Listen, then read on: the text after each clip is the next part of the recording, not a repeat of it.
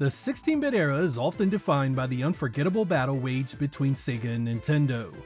The Genesis and Super NES were locked in a war during the early 1990s that nearly split the North American and European markets right down the middle. When you read about or listen to opinions of this epic showdown of video game titans, many will regale you with the stories about different versions of Mortal Kombat, which system had the best sports or RPG titles, and of course, the many technical differences between the two machines. This confrontation had so many layers about why things went the way they did that it remains one of the most fascinating in the hobby's history. There had been 4 console generations by this point, with each prior cycle marked by one company and its product absolutely dominating the others in sales and overall market share worldwide. To see this level of competition unfold was unprecedented, and in this episode, we are going to talk about one aspect I think it's overlooked far too often: the Battle of the Mascots in 1991. How did these games fare at the time, and which ones had the biggest impact on their console's market? I hope you guys enjoy Mario vs. Sonic, the great 1991 Mascot Showdown.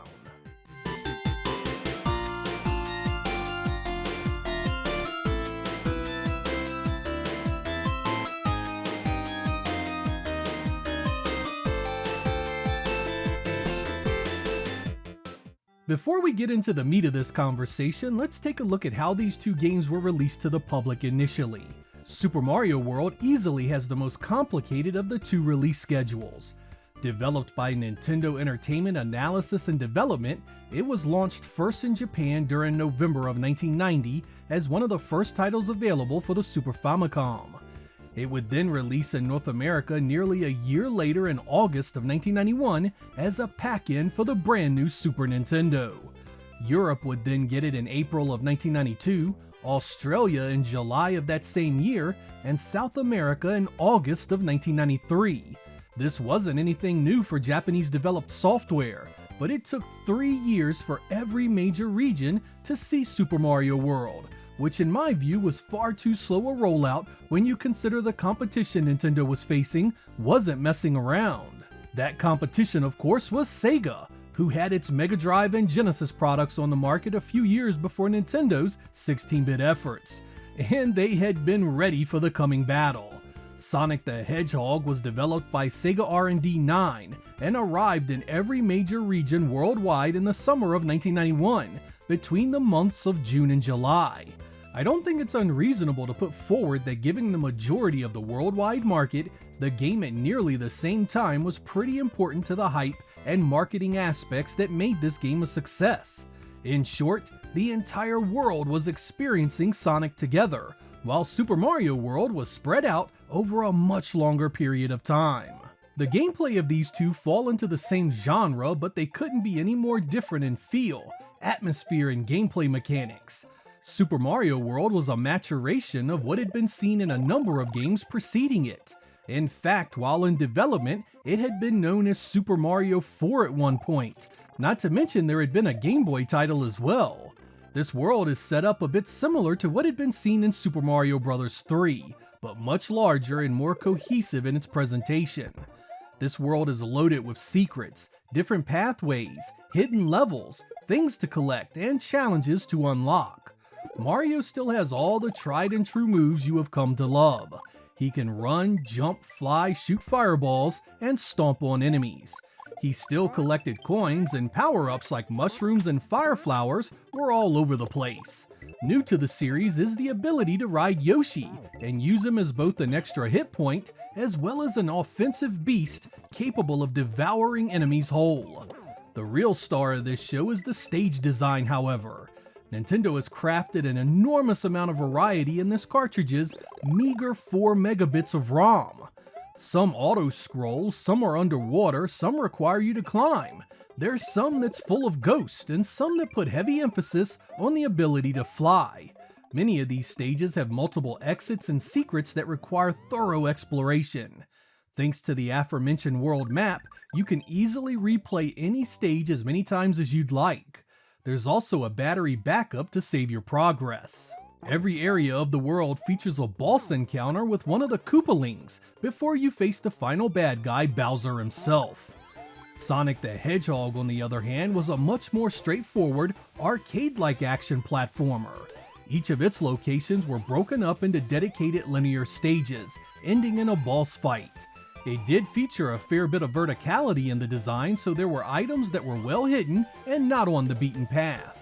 Sonic himself was fast, his attack built into his jump, and most stages were laid out so you could build up speed thanks to lots of running room and loops to augment your acceleration. Sonic collected rings that would act as his life. As long as you had at least one of them, you could take damage and keep on going. Rings were also a means to access special stages. Collect 50 of them, and at the end of an area, you'd get a chance to collect a Chaos Emerald in one of the many spinning mazes. Power-ups were few, but there were some scattered around for your amusement. You could get an invincibility, speed shoes, a shield, and large caches of extra rings. Both these games feature minimal story.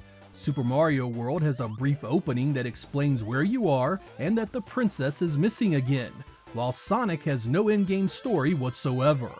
Both these games are also single-player, though Super Mario World does have an option to take turns between Mario and Luigi.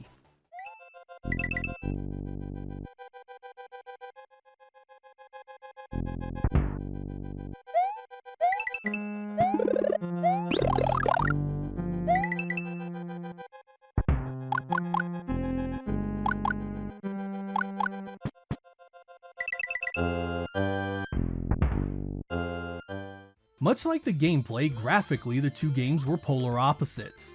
Sonic was a 4 megabit title as well, but in terms of locations, it did feel like it had a lot more variety than Super Mario World.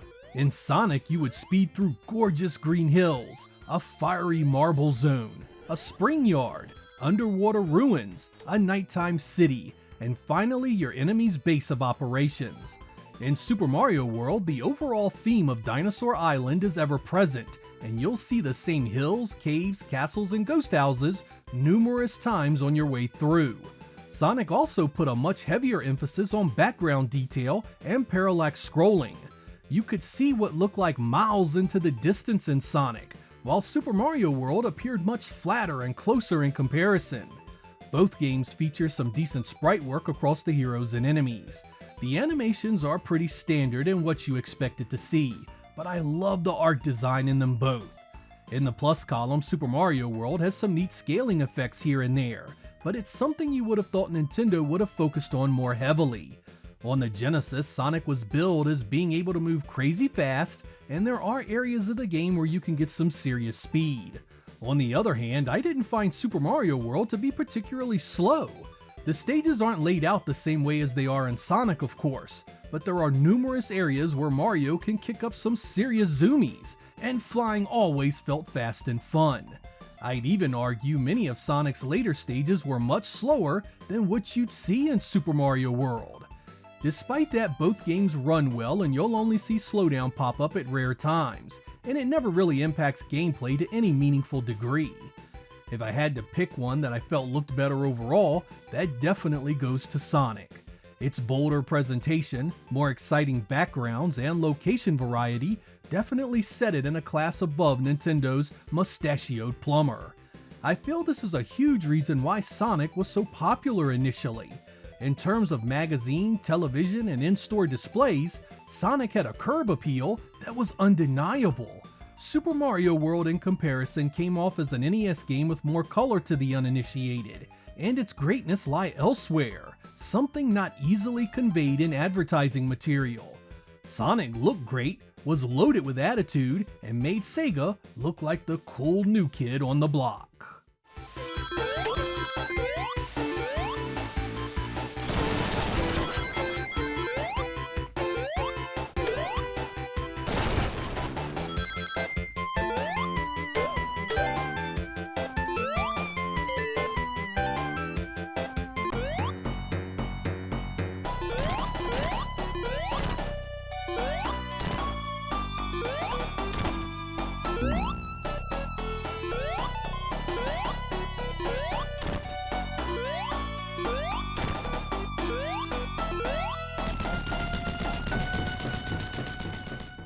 The music is one aspect that I don't mind telling you was a hard choice to pin down.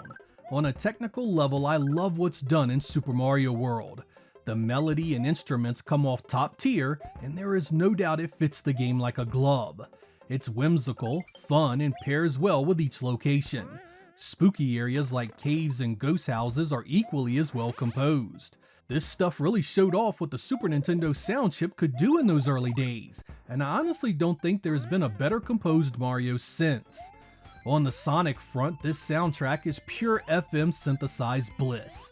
It's emotionally uplifting, varied, and some of the best you'll hear from the Genesis in 1991. It's a powerful showcase of just how good FM music could be when it was in the right hands, and every stage is paired perfectly with its tune. It's the kind of stuff that if you close your eyes and bring up a vision of the first Sonic title, the music plays right along with it. I have a couple of examples of both games for your listening pleasure.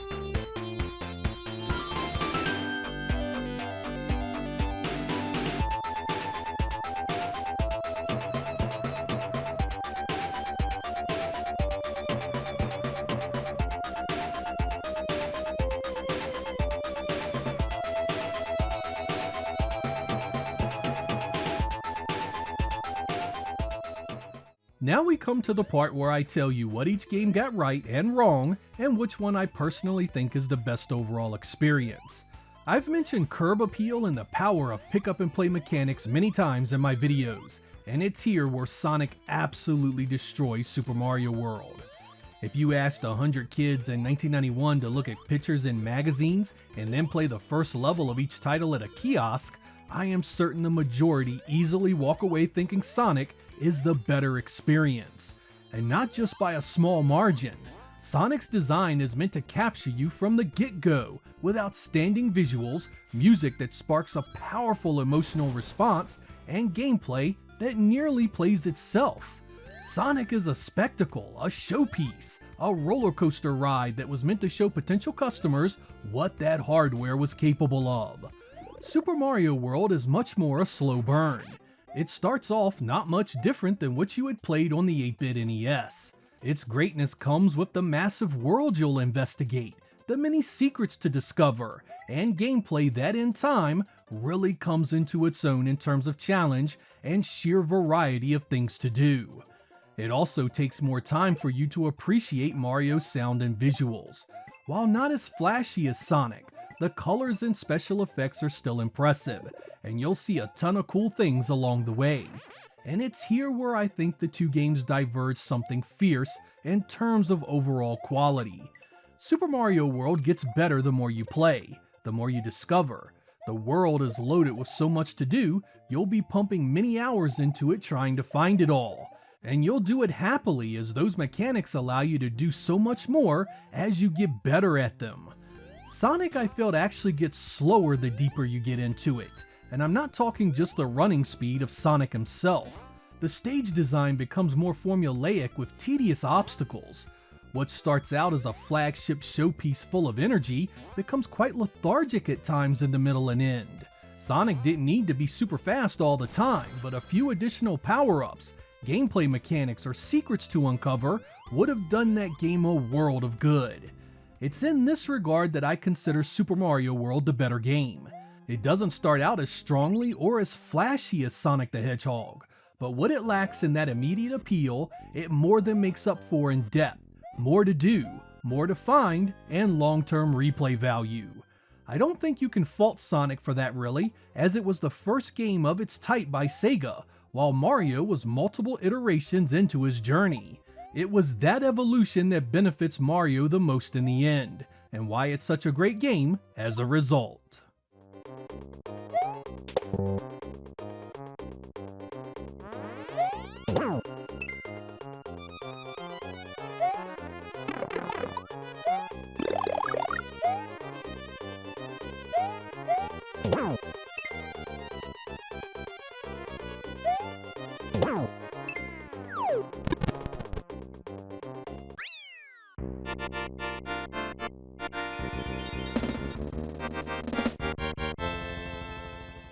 Interestingly enough, NEC beat Sega and Nintendo to the market with their mascot in every region. Bonk's Adventure was chosen to lead the charge of the TurboGrafx-16 in North America, and there was a massive advertising push behind it. That game released in April of 1990, over a year before Sonic and Mario in the US. Despite being a fun game, it failed to help push the Turbo with any meaningful sales. The Japanese variant, known as the PC Engine, had a solid market, but elsewhere in the world, NEC fell flat and was easily relegated to third place. As for old Mario and Sonic here, this is how I see those games. In terms of graphics, music, and that immediate pick up and play appeal, I feel Sonic is strongest of the two. There is a reason that in 1991 this game perked up the interest of millions of kids in the West, and made them want a Genesis enough to catapult Sega into a 50% market share just a few years later. But ultimately I think it's Super Mario World that gets the overall win in gameplay, design, and replay value. With 4 or 5 games in the Mario series already under their belt, the designers at Nintendo had honed what had made Mario so fun into a razor-sharp edge. In terms of the 2D games in that series, I really don't think there's been one better. While both Sonic and Super Mario World were popular in their day, one region where these two saw lopsided results was Japan.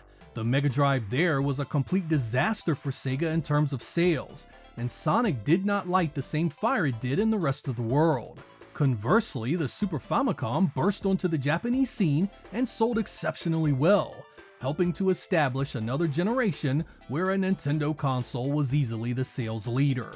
It's also interesting to see how these two series would unfold across the rest of that generation. With the first Sonic selling so well, Sega was keen to create new games featuring the Blue Blur as quickly as possible. Not only did we get 4 titles in the mainline Sonic series within 4 years, we also got spin-offs like Sonic Spinball and Dr. Robotnik's Mean Bean Machine in the same time period. Over on the Super Nintendo, we only saw one more mainline Mario on the device, Yoshi's Island, and I'd argue that was much more a Yoshi game than a Mario adventure. Nintendo didn't rush games out, and I think that was to their credit in the long run. Despite my own personal feelings here, I don't think there is a wrong answer as to which of these games are best. You only need to look at the magazines of the era to see just how well loved they both were.